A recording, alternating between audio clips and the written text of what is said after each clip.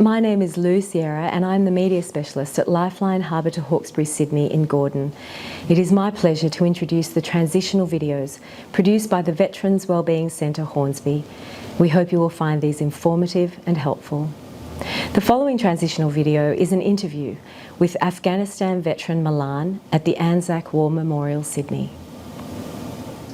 Hi, Morning, Milan. George. How are you, mate? Good, mate. Hi, how are you? Good, thanks. Welcome back to the Anzac Memorial, Hyde Park, Sydney. Thank you. This is the Vietnam exhibition I was talking about. Fabulous. So this is a temporary exhibition hall. You may remember or may have known it as the Assembly Hall. Yes, yeah. Back in the day before our centennial extension. Yeah. So what this space does is it allows us to have temporary exhibitions that tells the story about the men and women who served. So we don't tell the story about the war. No, We're telling the story about the men and women who served during the Vietnam War. As you can see, kind of following, I guess, the statues that are on the outside of the memorial. We've got the nurses. We've got some sort of flying Air Force capability. You've got the Army, but in this case here, we've got a little bit of the entertainment. And it's good too because it covers all the different facets of the Vietnam War. I think this is great. As a matter of fact, this would be a good spot for us to do our Veterans Wellbeing Centre Hornsby video on transitioning. What do you reckon? Yeah, well, I mean, the memorial itself used to do those sort of services back in the day. Okay. It was a working memorial. Now look, we're here today to do filming and we're going to talk about transitioning from the military. I got out in '96 sometime and I think you're recent since then. Can you tell me a little bit about yourself, your service and when you transitioned? So I joined in 1990. Yeah.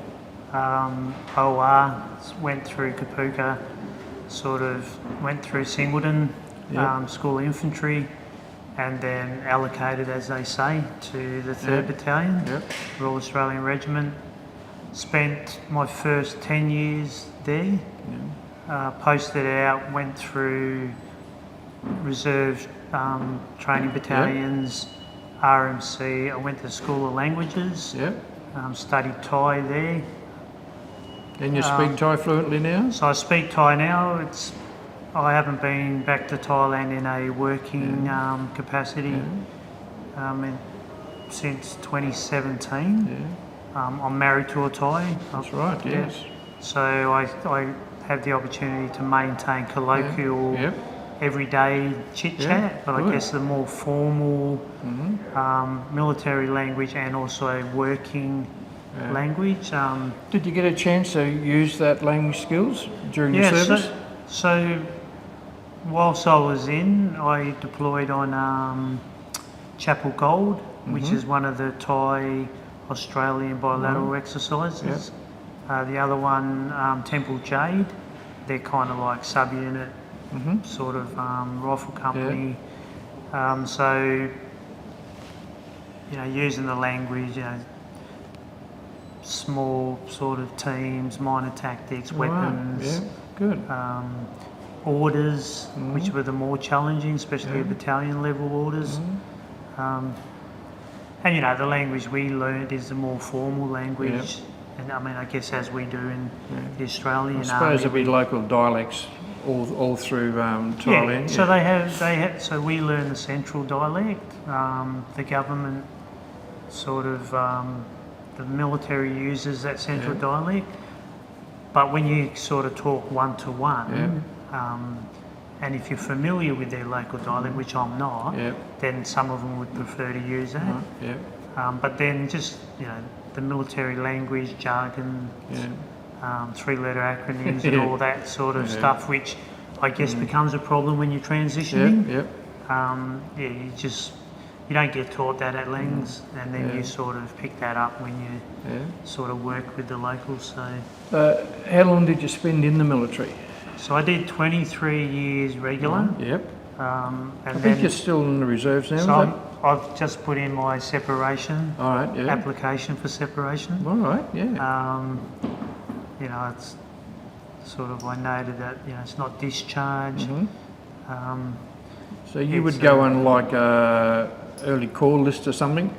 So I'm asking for a complete separation. Right, yeah. The option is there for you to go to what they call SIRCAT Service Category 2, which means you're on standby. Standby, yeah. At the moment I'm Service Category 5, which is, I guess, part-time, so regular parading. Let's jump back a few steps and talk about when you were in the regular army and then you were transitioning from there. Was that a transfer straight through to the reserves? So my understanding is today they strongly encourage it. Yep. There's a certain cut-off point, I'm not sure of it, but there's a certain cut-off point where you have no option. They will put you straight into SIRCAT 2, Yep. which is that inactive, Yep. and then they can call you if they need to. But they strongly encourage you to transfer to SIRCAT 5. Did you have to have transition officers and all that kind of stuff and support officers to help you through the transition? So I guess when you're coming out of the regular service, their admin process requires you to attend the transition seminar. Yep. You know, you meet the various organisations that will assist you with your transition, or are people that you can reach out to and lean on when you've already transitioned. So, I mean, you're familiar with the transition seminars, you know, so you get around, meet and greet. The sit-down seminar is all about what you need to do to get out. Yep. And then cutting around the different stalls is all about what support there is for you out there. Did you find you were supported all through that transition period? Yeah, I think I was supported because I went to reserves. Yep. So you didn't make a complete break like... It wasn't a complete cut, so I think a lot of... Perhaps it might have been a bit easier transitioning from regular through to the reserves rather than from regular to civilian street. There was a lot of positives. I got out on my DFRDB pension. Yep. So with the DFRD pension and the reserve income, I could have quite comfortably gone on with that, and there wouldn't have been any sort of financial pressure. So that transition was good. As far as work, opportunities for work, opportunities for travel, not getting stuck in a rut, I guess that was all looked after by my reserve service. I was doing 3 days a week. I worked directly for the operations officer, so I had a lot of flexibility. And then when I did find employment, I still maintained that reserve service. You mentioned a bit earlier that you're now applying for complete separation. Right, so how do you do that? So I filled out the standard application for transition. That's the word transition, they use. And that's what we're talking about, transitioning. And so there's a couple of, I guess, boxes in there, and I've just asked for a complete separation. So separation is going to be complete for you, and you go on this list. Now, I know as an officer, when I retired back in '96, probably just after you joined, I was put on this waiting list, if you want to call it, or on-call list, and I was on that until probably in my mid-60s, believe it or not, and each year I'd get forms sent to me to say, do you want to go on service, do you want to be available, you know. So I guess that still happens today. Yes, and I think that's what that option to go to what they're calling SIRCAT 2 is. Because all those terminologies have changed since I was in, but that's... I think what they're trying to do is give people flexibility.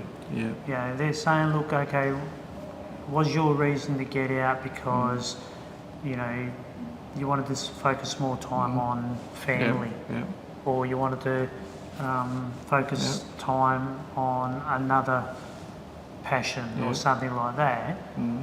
So these different service categories, these different options of parading, you might just be able to provide a service for a course camp. You know, 2 weeks, 3 weeks, where you've satisfied that minimum 20 days. So I think what they're trying to do is just maintain that flexibility. Well done. Thank you, Milan, for giving me an insight into your military career and your reserve career. Sounds very exciting, and I wish you all the best for the future with your separation. And I think the transition information you give me will be very valuable to the Veterans Wellbeing Centre transition video. So thank you very much, Thanks, Milan. George. It's always a pleasure. Nice to be with you, and thank you for your support.